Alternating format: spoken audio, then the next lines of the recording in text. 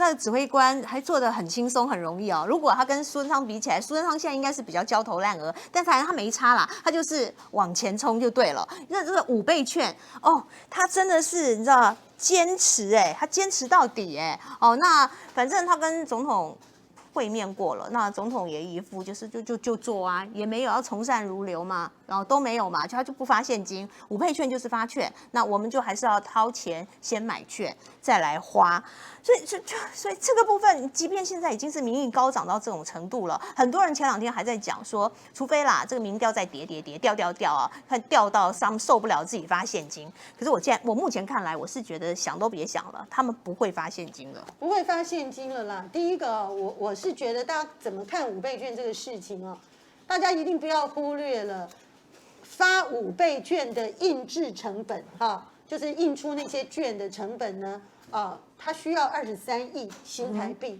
，23亿台币并不是很小的钱，是，也就是说这个23亿，各位只要想想看，你会有多少厂商会得利？设计的人得利，印制的得利，配送的得利等等。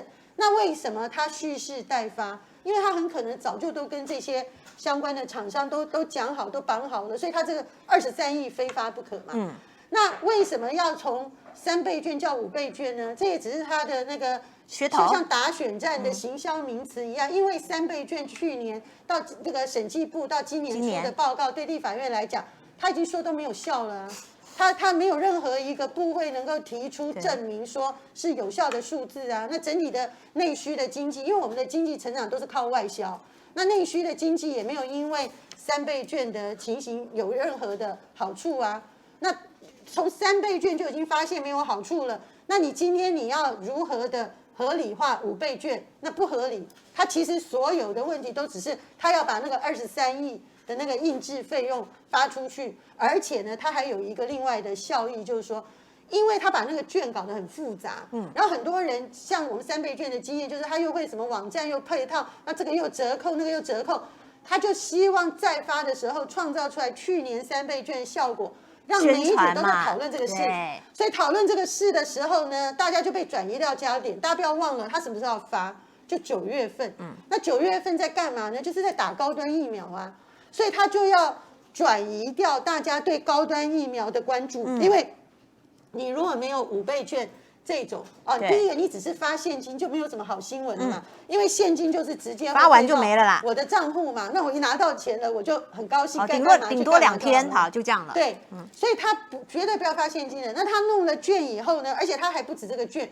就什么去年的什么易放券啊，什么我觉得今年他应该也会比照办理。对，什么体育的什么券，他通通也要搞。动资券都来了。对，然后就像去年一样，又要说什么多少人上网，反正呢他就全部搞新闻啊，搞宣传啊，然后混淆掉大家对于不应该让我们做实验室白老鼠的打这个高端疫苗，大家的民怨跟愤怒，他要转移焦点。好，除了转移焦点之外，还有他要挽回个人声望吗？还有第3个就是你刚刚讲的，反正他该绑的绑桩，该图利的都出去了，我要累积，比如说明年打选战的资本，好，这也是原因之一吗？那还是说，其实现在对小英来讲，反正他也在看苏文昌，反正这个就你扛了啦，就是到时候成算我蔡英文的。败就算在你苏贞昌头上的。那现在很多包括振兴、纾困、治水、疫苗，好，我还没算到一个，接下来还有公投，这些东西如果真的怎么样的话，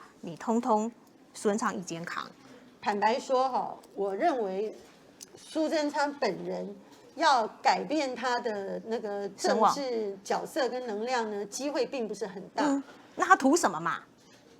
他图什么？就是他还是要完成我刚才讲的民进党的任务嘛、使命嘛还有可能跟他的个性也有关，因为他也不愿意承认去年3倍券失败嘛。他这个人的个性，喜欢冲，喜欢加码，他不检讨的。对，那我觉得民进党现在不是不要换苏贞昌，是这次疫情大家都没有注意到，我们政治上很少讨论，他把民进党的一个布局打坏了。就是呢，我们各直辖市长呢。因为这个疫情有水涨船高的，有这个民调下来的。那水涨船高的，譬如说双北，它看起来疫情很严重，可是双北市长都比较受到关注，而且他们处理的也比中央好。对，那可是在这个里面呢，谁受创最深？郑文灿嘛，郑文灿。郑文灿受创深到，他本来都是排前3名的，他现在掉到后3名，而且后段班，而且他的那个因为疫情的这个支持度很差，因为又出了诺富特事件，对，所以他真的就没有声音了耶。好，郑文灿这么差，他跟苏贞昌什么关系呢？本来郑文灿是应该要在今年公投之后啊，那个等于苏贞昌用负责任的角度下来，他就应该要接棒。因为他那样子，他桃园部署好了，就应该要让接下来的要选的人，不管他先去指定做副市长还是怎么样的，先去代理市长先去接棒。可是现在这种状况，郑文灿自己掉下来以后呢，他们就很担心说桃园会不稳，是，所以他们因为担心桃园不稳呢，他们就有倾向说，那你郑文灿不能提前离开这个职务。那你要在那边一直守到呢，民进党的接棒的人能够被你带起来呢，他才能够守住桃园。那他一旦这样思考的时候，他的行政院长就没有人选了。对。那他本来已经扶植郑文灿这么久了，那突然没有人选，那到底谁要去接？难道是因为那个太鲁阁号事件下台的林佳龙吗？还是怎么样？就是他现在就又变成民进党内部派系角力，所以你没有看到民进党最近有些派系又频频的变得很活跃啊，有啊，又为了发券郑国会啊，对啊，做很多主张啊什么的，其实就是在抢苏贞昌这个空缺。所以当然你问说蔡英文或苏贞昌他们有一个什么考虑？那个考虑就是说，我觉得苏贞昌要因为这件事情呢，他在往上升多少不容易，可他不要再下滑。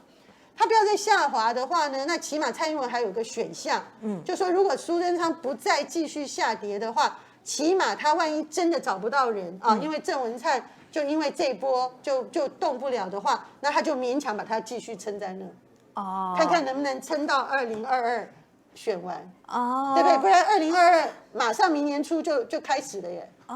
对不对？所以也不见得，他最近接下来这段时间，一直到12月18公投，他怎么样？还是留校察看的感觉，是不是？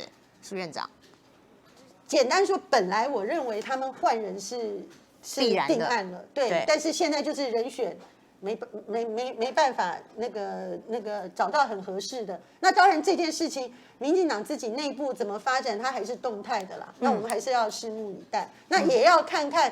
这一波8月23号高端疫苗打下去呢，是会变成高端之乱呢，还是说，高端它的500万剂就被民进党用基层动员、爱台湾的模式、政治动员的模式就给它过关？永明姐，高端之乱也好，或者是接下来这一波5倍券一定会之乱呐，它5倍券之乱有影响吗？对民进党会有伤吗？